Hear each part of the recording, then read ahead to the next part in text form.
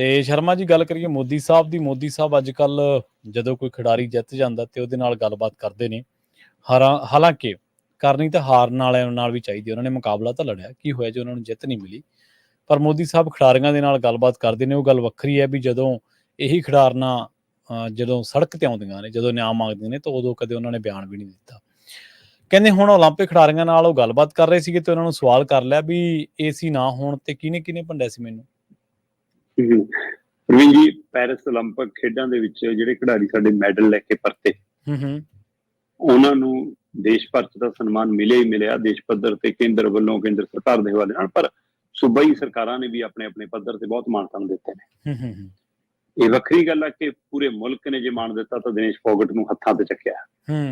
ਉਹ ਜਦੋਂ ਦਿੱਲੀ ਤੋਂ ਲੈ ਕੇ ਆਪਣੇ ਘਰ ਤੱਕ ਪਰਤੀ ਆ ਤੇ ਉਹ ਜਿਸ ਤਰ੍ਹਾਂ ਦਿੱਲੀ ਏਅਰਪੋਰਟ ਤੇ ਭਾਵੁਕ ਸੀ, ਉਹਦੇ ਵਿੱਚ ਨਵੀਂ ਜਾਨ ਪੈ ਗਈ। ਪਿੰਡ ਤੱਕ ਪਹੁੰਚਦੇ ਜਿਵੇਂ ਉਹਨੂੰ ਲੱਗਿਆ ਕਿ ਪੂਰਾ ਦੇਸ਼ ਦਾ ਮੁਲਕ ਤਾਂ ਮੇਰੇ ਨਾਲ ਖੜਾ। ਜੀ ਬਿਲਕੁਲ। ਤੇ ਉਹਦੇ ਲਈ ਕੋਈ ਘਿਓ ਲੈ ਕੇ ਆ ਰਿਹਾ ਸੀ, ਕੋਈ ਗੰਗਾ ਜਲ ਲੈ ਕੇ ਆ ਰਿਹਾ ਸੀ, ਕੋਈ ਉਹਦੇ ਲਈ ਨਗਦੀ ਲੈ ਕੇ ਆ ਰਿਹਾ ਸੀ, ਕੋਈ ਉਹਦੇ ਲਈ ਗਹਿਣਾ ਗੱਟਾ ਲੈ ਕੇ ਆ ਰਿਹਾ ਸੀ। ਮਤਲਬ ਜਿਸ ਕਦਰ ਉਹਨੂੰ ਹੈ ਨਾ, ਤੇ ਪਿੰਡ ਵਾਲਿਆਂ ਨੇ ਜ਼ਮੀਨਾਂ ਜਿਵੇਂ ਉਹਦੇ ਨਾਂ ਕੀਤੀਆਂ, ਬੜਾ ਮਤਲਬ ਕਿ ਉਹ ਇੱਕ ਵੱਖਰਾ ਦਿਲ ਸੀ। ਹਾਂ, ਵੱਖਰੀ ਗੱਲ ਹੈ ਕਿ ਉੱਥੇ ਤੱਕ ਪ੍ਰਧਾਨ ਮੰਤਰੀ ਜੀ ਨਹੀਂ ਗਏ ਉਹਦੇ ਕੋਲ, ਹੈ ਨਾ, ਨਹੀਂ ਗਏ ਬਿਲਕੁਲ। ਤੇ ਇੱਧਰ ਦੂਸਰੇ ਪਾਸੇ ਜਦੋਂ ਪੰਜਾਬ ਵਾਲੇ ਖਿਡਾਰੀਆਂ ਦੇ ਵੱਲ ਆਪਾਂ ਦੇਖਦੇ ਹਾਂ ਤਾਂ ਪੰਜਾਬ ਦੇ ਮੁੰਡੇ, ਖਾਸ ਕਰ ਹਾਕੀ ਵਾਲਿਆਂ ਨੂੰ, ਤੇ ਜਾਂ ਜਿਹੜੇ ਪੰਜਾਬ ਕੋਟੇ ਚੋਂ ਖੇਡ ਕੇ ਆਏ ਨੇ, ਚਾਹੇ ਨਹੀਂ ਕੋਈ ਮੈਡਲ ਲਿਆ ਸਕੇ, ਜਿਹੜੇ ਖੇਡ ਕੇ ਆਏ ਨੇ, ਉਹਨਾਂ ਸਾਰਿਆਂ ਨੂੰ ਮੁੱਖ ਮੰਤਰੀ ਭਗਵੰਤ ਮਾਨ ਉਹਨਾਂ ਨੇ ਇੱਕ ਸਮਾਗਮ ਰੱਖਿਆ।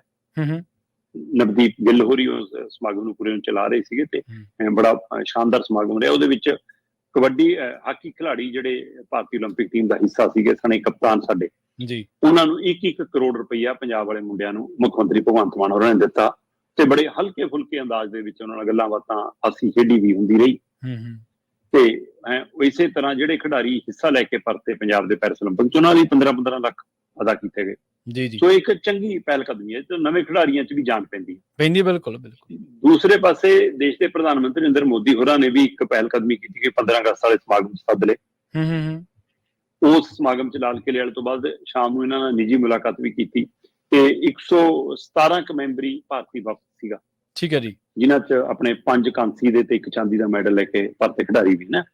ਸੋ ਇਹਨਾਂ ਨਾਲ ਜਦੋਂ ਨਰਿੰਦਰ ਮੋਦੀ ਹੋਰਾਂ ਨੇ ਮਤਲਬ ਕਿ 1 to 1 ਗੱਲਬਾਤ ਕੀਤੀ ਤਾਂ ਮਤਲਬ ਬੜੇ ਹਲਕੇ ਕਹਿੰਦੇ ਮੂਡ ਚ ਨਜ਼ਰ ਆ ਰਹੇ ਸੀ। ਉਸ ਦਿਨ ਨਰਿੰਦਰ ਮੋਦੀ ਖਿਡਾਰੀਆਂ ਨਾਲ ਮੇਰੀ ਗੱਲ ਹੋ ਰਹੀ ਸੀ। ਉਹ ਕਹਿੰਦੇ ਕਿ ਵੀ ਆਪਣੇ ਹਾਕੀ ਕਪਤਾਨ ਹਰਮਨਪ੍ਰੀਤ ਸਿੰਘ ਹੋਰਾਂ ਨੂੰ ਨਰਿੰਦਰ ਮੋਦੀ ਹੋਰਾਂ ਨੇ ਸਰਪੰਚ ਸਾਹਿਬ ਕਹਿ ਕੇ ਸੰਬੋਧਨ ਕੀਤਾ।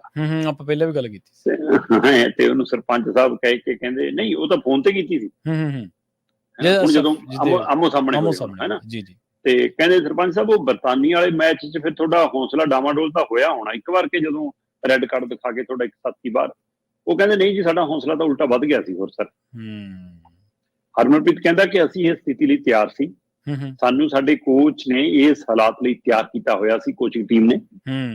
ਤੇ ਜਦੋਂ ਸਾਨੂੰ ਲੱਗਿਆ ਕਿ ਅਸੀਂ 10 ਖਿਡਾਰੀ ਰਹਿ ਗਏ ਤਾਂ ਅਸੀਂ ਹੋਰ ਵੱਧ ਜਜ਼ਬੇ ਨਾਲ ਲੜੇ ਕਿ ਬਾਈ ਹੁਣ ਜੋ ਮਰਜ਼ੀ ਹੋ ਜਾਵੇ।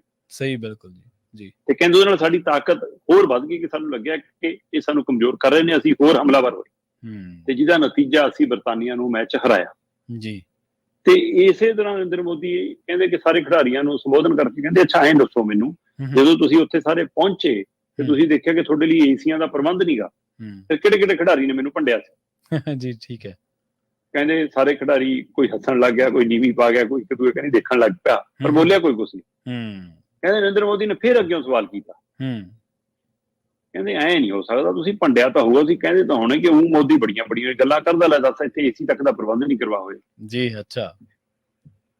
ਤੇ ਫਿਰ ਵੀ ਕਹਿੰਦੇ ਕਿ ਸਾਰੇ ਹੱਸ ਕੇ ਸਾਰ ਗਏ, ਕਿਸੇ ਨੇ ਕੋਈ ਜਵਾਬ ਨਹੀਂ ਦਿੱਤਾ। ਚਲੋ ਅਗਲਾ ਕਹਿੰਦਾ ਪ੍ਰਧਾਨ ਮੰਤਰੀ ਨੂੰ ਕਾਹਨੂੰ ਕੁਛ ਮੂਹਰੇ ਬੋਲਣਾ।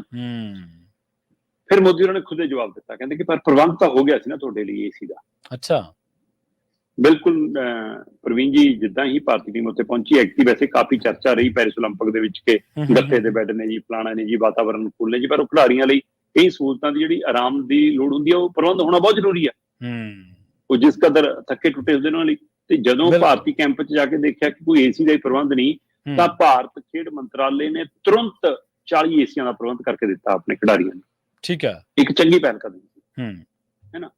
ਪਰ ਜਿਸ ਕਦਰ ਇਹ ਫਿਕਰ ਦਿਖਾਇਆ ਕਿ ਹਾਂ ਏਸੀ ਦੀ ਲੋੜ ਆ, ਉਸੇ ਤਰ੍ਹਾਂ ਦਿਨੇਸ਼ ਫੋਗਟ ਨਾਲ ਵੀ ਜੇ ਸਰਕਾਰ ਖੜਦੀ ਤਾਂ ਨਤੀਜੇ ਹੋਰ ਹੋਣੇ ਸੀ। ਬਿਲਕੁਲ ਸਹੀ, ਬਿਲਕੁਲ ਜੀ। ਹੁਣ ਇੱਥੋਂ ਇਹ ਵੀ ਗੱਲ ਦਾ ਪਤਾ ਲੱਗਦਾ ਨਾ ਸ਼ਰਮਾ ਜੀ, ਵੀ ਜਿਹੜੇ ਸਾਡੇ ਸਿਆਸੀ ਲੀਡਰ ਨੇ ਉਹ ਜਾਣਬੁੱਝ ਕੇ ਅਣਜਾਣ ਬਣੇ ਰਹਿਣ ਤਾਂ ਬਣੇ ਰਹਿਣ, ਪਰ ਉਹਨਾਂ ਕੋਲੇ ਜਾਣਕਾਰੀ ਹਰੇਕ ਜਾਂਦੀ ਹੈ। ਇਹ ਜਾਣਕਾਰੀ ਹਾਂਜੀ। ਨਰਿੰਦਰ ਮੋਦੀ 1 to 1 ਹਰ ਰੋਜ਼ ਉੱਥੇ ਦੀ ਰਿਪੋਰਟ ਲੈਂਦੇ ਸੀ। ਤੇ ਜੇ ਉਹ ਰਿਪੋਰਟ ਲੈਂਦੇ ਸੀ ਤਾਂ ਵਿਨੇਸ਼ ਫੋਗਟ ਵਾਲੇ ਮਾਮਲੇ 'ਚ ਪਤਾ ਸੀ। ਸਿਰਫ ਇੱਕ ਟਵੀਟ ਕਰ ਦੇਣਾ ਤੇ ਇਹ ਕਹਿ ਦੇਣਾ ਕਿ ਹਾਂ ਧੀ ਨਾਲ ਅਸੀਂ ਫਲਾਣਾ, ਇਹ ਕਹਿ ਕੇ ਨਹੀਂ ਸਰਨਾ ਸੀ। ਤੁਸੀਂ ਪ੍ਰਧਾਨ ਮੰਤਰੀ ਸੀ, ਤੁਸੀਂ ਉਸ ਤਰ੍ਹਾਂ ਕੇਸ ਨਹੀਂ ਲੜਿਆ। ਤੁਹਾਡੇ ਅਧਿਕਾਰੀਆਂ ਦੇ ਬਿਆਨ ਵੀ ਉੱਥੇ ਉਸ ਬੱਚੀ ਦੇ ਉਲਟੇ ਆਉਂਦੇ ਰਹੇ ਲਗਭਗ। ਨਹੀਂ, ਤੁਹਾਡਾ ਸਾਰਿਆਂ ਨੂੰ ਪਤਾ ਸੀ ਕਿ ਬ੍ਰਿਜ ਭੂਸ਼ਣ ਦੀ ਉੱਥੇ ਦੀ ਕਹੀ ਜੀ ਭੂਮਿਕਾ, ਸੰਜੇ ਦੀ ਉੱਥੇ ਕਈ ਭੂਮਿਕਾ ਰਹੀ ਹੈ, ਸਾਰਿਆਂ ਨੂੰ ਪਤਾ। ਜੀ। ਸਭ ਤੋਂ ਵੱਡੀ ਗੱਲ ਤਾਂ ਤੁਹਾਡਾ ਮੰਤਰੀ ਸਦਨ ਦੇ ਵਿੱਚ ਖੜ ਕੇ ਕਹਿ ਰਿਹਾ, ਖਰਚੇ ਗਿਣਾ ਰਿਹਾ ਉਹਦੇ, ਕਿ ਅਸੀਂ 70 ਲੱਖ ਰੁਪਏ ਖਰਚ ਕਰਤਾ। ਕਿੱਡੀ ਗੱਲ ਹੈ। ਤੁਸੀਂ ਕਦੇ ਆਪਦੀ ਪੀੜ੍ਹੀ ਹੇਠਾਂ ਸੋਟਾ ਮਾਰਿਆ ਵੀ ਅਸੀਂ ਕਿੰਨੇ ਮਹਿੰਗੇ ਪੈਂਦੇ ਦੇਸ਼ ਨੂੰ, ਮੁਲਕ ਨੂੰ, ਲੋਕਾਂ ਨੂੰ, ਔਰ ਕਰਦੇ ਕੀ ਆ? ਹਾਂਜੀ, ਲੱਖਾਂ ਦੇ ਲੱਡੂ ਖਾ ਜਾਂਦੇ ਇਹ। ਹਾਲਾਂਕਿ ਆਪਾਂ ਨੂੰ ਵੀ ਪਤਾ ਵੀ ਕਿੰਨੇ ਖਾਂਦੇ ਆ, ਸਾਰਿਆਂ ਨੂੰ ਸ਼ੂਗਰ ਹੈ, ਸਾਰਿਆਂ ਨੂੰ ਇਹ ਹੈ, ਪਰ ਲੱਖਾਂ ਦੇ ਲੱਡੂ, ਲੱਖਾਂ ਦੇ ਹਵਾਈ ਝੂਟੇ, ਲੱਖਾਂ ਦੇ ਹੋਰ ਕੋਈ ਖਰਚੇ ਵਸੂਲ ਕਰਦੇ ਆ। ਚਾਹ ਦੇ ਕੱਪ ਸਾਨੂੰ ਇਹਨਾਂ ਦੇ ਸਮੋਸੇ ਲੱਖਾਂ ਦੇ ਪੈਂਦੇ ਆ। ਬਿਲਕੁਲ ਜੀ।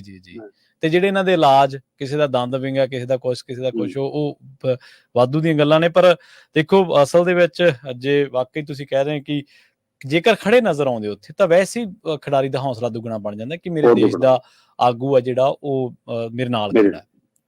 ਤੇ ਫਿਰ ਪਤਾ ਸੀਗਾ ਉਹ ਤਾਂ ਜਾਣਬੁੱਝ ਕੇ, ਮਤਲਬ ਕਿ ਸਾਰੀ ਪ੍ਰਕਿਰਿਆ ਦੇ ਵਿੱਚ ਸ਼ੰਕੇ ਸ਼ੋਭੇ ਤਾਂ ਬਣੇ ਗਏ ਸੀ ਨਾ।